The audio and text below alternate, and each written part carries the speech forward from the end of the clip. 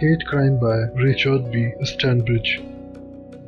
Richard B. Stanbridge की किताब Hate Crime, a contemporary thriller about the evil of racially motivated hate crime in the midst of a global pandemic, एक ऐसी काल्पनिक कहानी है जो हकीकत से बेहद करीब है। यह कहानी पैंडेमिक 19 महामारी के दौरान चीनी लोगों पर हुए असली हमलों से प्रेरित है। महामारी के उस अराजक माहौल में जब दुनिया पहले ही संकट से जूझ रही थी, तब नफरत, नस्लभेद और हिंसा जैसी बीमारियां भी और भी भयानक रूप से सामने आई। इस सच्चाई को दर्शाने के लिए लेखक ने एक दमदार क्राइम थ्रिलर लिखा है जो पाठकों को न सिर्फ बांध कर रखता है बल्कि उनके जहन में कुछ गंभीर सवाल भी छोड़ जाता है। कहानी शुरू होती है डिटेक्टिव सर्गेयन स्टीवन रैन से, जिसे एक चीनी महिला पर हुए हमले की जांच सौंपी जाती है। शुरू में ये मामला एक सामान्य हमला लगता है, लेकिन जल्द ही रैन को एहसास होता है कि ये सिर्फ एक अकेली घटना नहीं थी। कई चीनी महिलाएं निशाना बन चुकी हैं और यह सिलसिला सिर्फ एक अपराध की कहानी नहीं बल्कि नफरत से उपजे अपराध की श्रृंखला बन चुका है।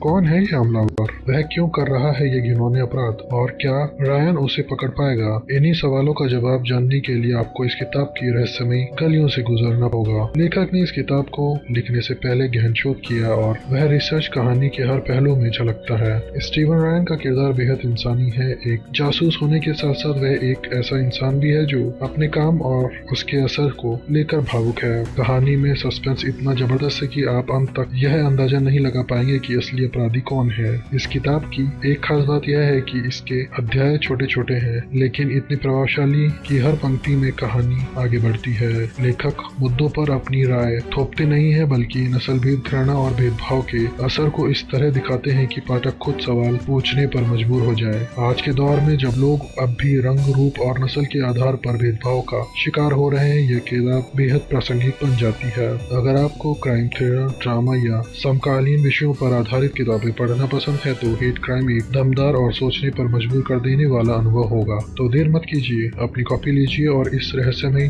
सच्चाई से भरी कहानी में डूब जाइए और अपने खाली समय का आनंद उठाइए।